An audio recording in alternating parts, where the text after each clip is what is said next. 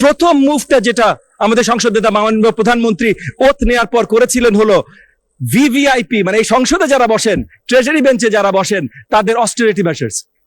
জমি পাওয়া যাবে না, গাড়ি পাওয়া যাবে না, আপনি গাড়ি ইম্পোর্ট করতে পারবেন না ট্যাক্স ফ্রি। তো সেই জায়গা থেকে আমরা মাননীয় প্রধানমন্ত্রী আমাদের সংসদ নেতা নতুন দৃষ্টান্ত সৃষ্টি করছেন। অল্প দু একটা আলোচনা আজকে এই মহান সংসদে উত্থাপন করতে চাই, বাট শুরুতে ধন্যবাদ জানাতে চাই বাংলাদেশের আপামর জনগণকে, যারা আসলে প্রধান অধিকারী সকল কৃতিত্বের 2024-এর জুলাইয়ের গণ অভ্যুত্থানের। আমরা এই মহান সংসদে অনেক আলোচনা দেখেছি, কারা কোথায় কত বড় অবদান রেখেছেন। তবে সবচেয়ে বড় অবদান বাংলাদেশের আপামর জনগণ রেখেছে, তরুণরা রেখেছে। নেতৃত্বর জায়গা থেকে আজকে যিনি এই সংসদে উপস্থিত আছেন, আমাদের মাননীয় প্রধানমন্ত্রী এবং সংসদ নেতা, নেতৃত্ব জায়গা থেকে সবচেয়ে বড় অবদান উনি রেখেছেন। কিন্তু আজকে এই পার্লামেন্টে, এই মহান সংসদে যারা আছেন, আমার মনে এখানে এমন কেউ নেই যে বড়ভাবে এই কৃতিত্বের অধিকারী না। আগামী দিনগুলোতে মাননীয় স্পিকার, আপনার মাধ্যমে আমি সবার প্রতি আবেদন জানাতে চাই যে জুলাই গণ অভ্যুত্থান, গণতন্ত্রকে ভালোবাসা, এই ধরনের আলোচনা যখন হয় তখন যেন সবাইকে ক্রেডিট দিয়ে এই আলোচনাগুলো হয়। এই আলোচনাগুলো এই জায়গাটার অধিকারী বা এই ক্রেডিটের অধিকারী এককভাবে কেউ না, আমরা সকলে। দ্বিতীয়ত আলোচনা আনতে চাই জুলাই সনদ নিয়ে। যেহেতু আমাদের অনেক আলোচনা চলছে, জুলাই সনদের দুটো আঙ্গিক আছে, লিগ্যাল ম্যান্ডেট আর মোরাল ম্যান্ডেট। লিগ্যাল ম্যান্ডেট নিয়ে ট্রেজারি বেঞ্চ থেকে আমাদের পক্ষ থেকে অনেক আলোচনা এসেছে। মোরাল ম্যান্ডেটটা জনগণ নির্বাচনের মাধ্যমে পরিষ্কার করে দিয়েছে। তো নির্বাচনের মাধ্যমে যেহেতু পরিষ্কার হয়েছে, আমি আপনার মাধ্যমে আবেদন জানাবো আমাদের অপোজিশন বেঞ্চের প্রতি যে মোরাল ম্যান্ডেটটা যেখানে গেছে ওনারাও যেন সেইভাবে সেই মোরাল ম্যান্ডেটটাকে সম্মানিত করেন, এবং ট্রেজারি বেঞ্চের যে দায়িত্ব জনগণের প্রতি আছে, এই মোরাল ম্যান্ডেট যেভাবে জনগণ আমাদেরকে দিয়েছে সেটা যেন ওনারা সঠিকভাবে সম্মান জানান। আমাদের আসলে ধন্যবাদ জানানোর অনেক কিছু আছে। অলমোস্ট 1.5 দশক পর আমরা এমন একটা প্রাণবন্ত পার্লামেন্টে এসেছি যেখানে সেই রোমান সেনেটের মতো, চিসেরোর সেই রেটরিকের মতো আলোচনা হয়। তরুণ বিজ্ঞ সকল আলোচক এবং সকল জনপ্রতিনিধি বেঞ্চের ওই সাইডেও আছে, বেঞ্চের এই সাইডেও আছেন, সকলকে সাধুবাদ জানাই। আসলে এই দেশ জাতি 1.5 দশক ধরে বঞ্চিত হয়েছে এই ধরনের আলোচনা থেকে। এরকম রেটরিক যেমন দরকার, আবার একটা জিনিস বারবার ভুলে গেলে চলবে না। আমাদের মাননীয় প্রধানমন্ত্রী, সংসদ নেতা যেটা আমাদেরকে বলেছেন, জানিয়েছেন, শিখিয়েছেন, এবং আগামী দিনগুলোতে আমরা কন্টিনিউয়াস প্র্যাকটিস করছি এবং করব, সবার আগে বাংলাদেশ। সবার আগে বাংলাদেশ যদি হয়, আমাদের ইউনাইটেড থাকাটা গুরুত্বপূর্ণ। চিচেরো যেমন ছিলেন বিশ্ববিখ্যাত 2000 বছর আগের হলেও সেনেটর, তেমন 200 বছর আগে রেডমন্ড বার্ক ছিলেন একজন অত্যন্ত পপুলার পার্লামেন্টেরিয়ান। ওনার একটা কথা ছিল, parliament is the deliberative assembly of one nation with one interest. মানে আমরা সবাই একত্রিত, আমরা সবাই একে অপরের বিরোধী না, একে অপরের বিরোধী না। সুন্দর বাংলাদেশ গড়তে হলে সেভাবেই গড়তে হবে, এবং সেই জায়গা থেকে আজকে আবারও কয়েকবার রিপিট করছি, কিন্তু আমাদের সংসদ নেতার নেতৃত্বে সবচেয়ে বড়ভাবে আমরা অনেক কিছু করেছি। আমি 30-40টা লিস্ট দিতে পারবো। এখানে মাননীয় ট্রেজারি বেঞ্চের আরো মেম্বাররা এরকম অনেক লিস্ট দিয়েছেন, বা অনেক জনপ্রতিনিধি মহোদয় অনেক লিস্ট দিয়েছেন। বাট বড় দাগে দুটো জিনিস নিয়ে কথা বলি মাননীয় স্পিকার।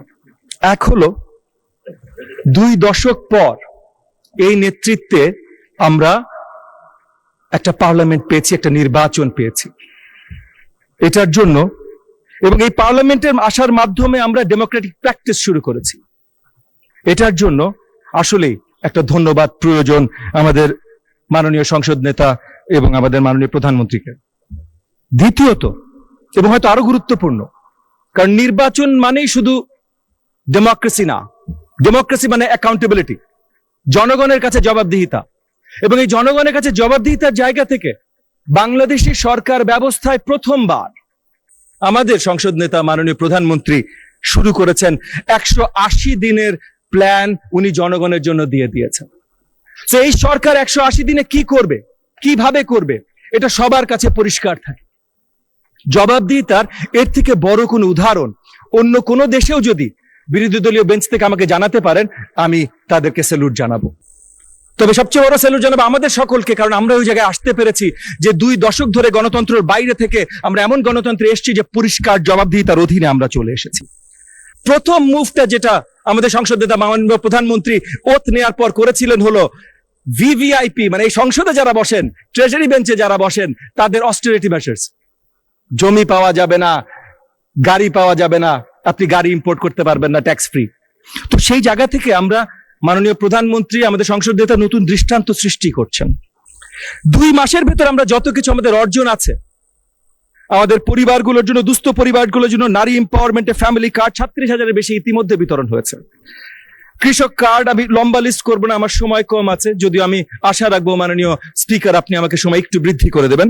তবে যেই জায়গায় আমি আছি, শিক্ষাঙ্গনের দায়িত্বে, প্রাথমিক শিক্ষার দায়িত্বে, প্রাথমিক শিক্ষা যেন আগামী দিনে বাংলাদেশকে অনুকরণ করার মতো হয়, বাংলাদেশকে যেন অন্য কাউকে অনুকরণ করতে না হয়, সেই ব্যবস্থা শুরু করিয়েছেন আমাদের সংসদ নেতা মাননীয় প্রধানমন্ত্রী।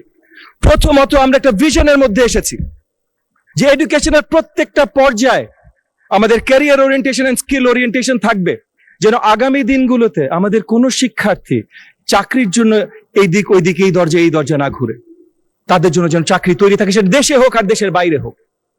প্রাথমিক বিদ্যার জন্য লার্নিং উইথ প্লে, এটা বাস্তবায়ন করতে যাচ্ছি আমরা, যেন আমাদের বাচ্চারা, শিশুরা 4 to 10, 4 থেকে 10 বয়সী শিশুরা, তারা যেন খেলতে খেলতে, গল্প বলা, গল্প শোনার মাধ্যমে তারা শিক্ষা গ্রহণ করতে পারে, এবং তারা যেন ক্লাসরুমে আসে, এই আশাটা যেন আমরা নিশ্চিত করতে পারি এই 2 কোটি 4 to 10 শিক্ষার্থীদের। তার জন্য যত ধরনের ইনসেন্টিভাইজ করা যায়, টেক্সট বুক আমরা আগে থেকে দিচ্ছিলাম, কিন্তু এখন প্রত্যেকটা স্টুডেন্টকে, শিক্ষার্থীকে meal a day, mid day meal বলছি আমরা এটাকে, সুন্দর খাবার তাদেরকে পরিবেশন করা, তাদেরকে প্রত্যেকটা শিক্ষার্থীকে ফ্রি ইউনিফর্ম দেয়া, বছরে একবার জুতো দেয়া, ব্যাগ দেয়া, যা যা কিছু করা যেতে পারে উৎসাহিত করবার জন্য। মাননীয় প্রতিমন্ত্রী, আপনাকে আর 2 মিনিট দেওয়া হলো, 2 মিনিটে সাম আপ করুন। জি, অসংখ্য ধন্যবাদ মাননীয় স্পিকার। যা যা কিছু করা যেতে পারে পরিবারদেরকে, শিক্ষার্থীদেরকে উৎসাহিত করবার জন্য, তারা যেন স্কুলে আসে, সবকিছু এই সরকার ব্যবস্থা করার কাজ শুরু করেছে ইতিমধ্যে। একই সাথে আমাদের শিক্ষার্থীরা যেন ক্লাসরুমে থাকে, মানে ক্লাসরুম আওয়ার্সটা 900 ঘন্টা ক্লাসরুম আওয়ার্স বছরে দেবার কথা, সেটা যেইভাবে নিশ্চিত করা যেতে পারে শক্তভাবে সেগুলোর কাজ আমরা করছি। সো খেলার মাধ্যমে পড়াশোনা, কালচারাল অ্যাক্টিভিটিস যেন তাদের পড়াশোনার মাধ্যমে আসে। সো সেটা গল্প বলা বলেন, ডিবেট বলেন, স্ট্যান্ডিং বক্তৃতা বলেন, গান বলেন, নাচ বলেন, নাটক বলেন, যেই কালচারাল অ্যাক্টিভিটি আপনি নিয়ে আসবেন, 2টো ভিন্ন ধারা করে কালচারাল মিনিস্ট্রির সাথে কাজ করে আমরা অতি শীঘ্রই প্রাইমারি লেভেল পর্যন্ত ক্লাস 4-5 এর বাচ্চাদের জন্য আমরা নিয়ে আসছি মাননীয় স্পিকার। এডিশনালি আপনি শুনে খুশি হবেন, শিক্ষাঙ্গনকে আমরা খেলা কেন্দ্রিক করছি। Not just learning with play, not just শেখাটাই খেলার মাধ্যমে শিখবে, বাট অ্যাকচুয়াল ক্রীড়া যেন শিক্ষাঙ্গনে সঠিকভাবে পৌঁছে যায়। 7টা প্রপার খেলা আমরা ক্লাস 4-5 থেকে ইন্ট্রোডিউস করছি, যেটা সকল কাছে পৌঁছে যাবে। কালচার বলেছি, টিচারদেরকে স্পেশালি ট্রেন করা, তারা যেন এই যে নতুন যে curriculum, learning with play curriculum, এটার সাথে তারা ব্যবহৃত হতে পারে, সেগুলোর বিস্তার ব্যবস্থা আমরা করা শুরু করেছি। এবং টেকনোলজি, কারণ বিশ্ব এগিয়ে গেলে আমরা পিছিয়ে থাকতে পারি না। আমাদের ম্যানিফেস্টোতে ছিল, নির্বাচনী ম্যানিফেস্টোতে ছিল one teacher one tab policy, interactive classroom, এই সবগুলো বাস্তবায়ন করার কাজ আমরা শুরু করেছি। স্কলারশিপ দিচ্ছি, লোন দিচ্ছি, অনেক কিছু দিচ্ছি। সো এই দিকে আমি একদম শেষ করছি।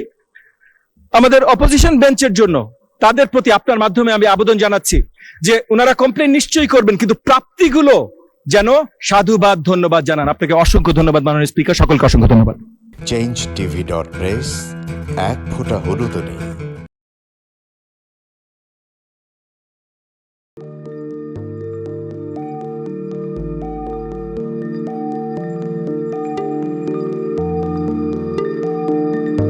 পহেলা জানুয়ারি 2026 ইউটিউব জার্নালিজমের অগ্রদূত changetv.press সংগ্রাম মুখর 7 বছর পেরিয়ে পা রাখলো গৌরবান্বিত 8 বছরে। এই আনন্দ প্রহরে সবাইকে নিরন্তর শুভেচ্ছা।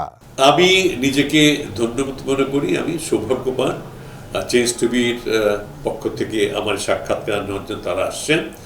এবং চেঞ্জ টিভি দীর্ঘ 8 বছর ধরে এই কাজগুলি করছে। আমি তারা অনেক ভালো কাজ করেছেন, দেশের মানুষের সুখ দুঃখের কথা প্রত্যক্ষ তুলে ধরছেন। আমার আশা থাকবে চেঞ্জ টিভি সামনের দিকে উত্তরোত্তর আরো সমৃদ্ধ হবে। একটাই শুধু আমাদেরকে উপদেশ দিতে চাই তাদের কাছে, সেটা হচ্ছে সত্য কথাটা মানুষের সামনে তুলে ধরা, মানুষের ভিতরে কি চায় তাদেরটা তুলে ধরা, মানুষের প্রত্যাশা তুলে ধরা, এবং মানুষের মধ্যে এই যে দেশাত্মবোধটা এবং সত্যবাদীটা এটা জাগরণ করে চেঞ্জ টিভির সামনের দিকে এগিয়ে যাবে। এবং যারা দেশের কথা চিন্তা করে এবং দল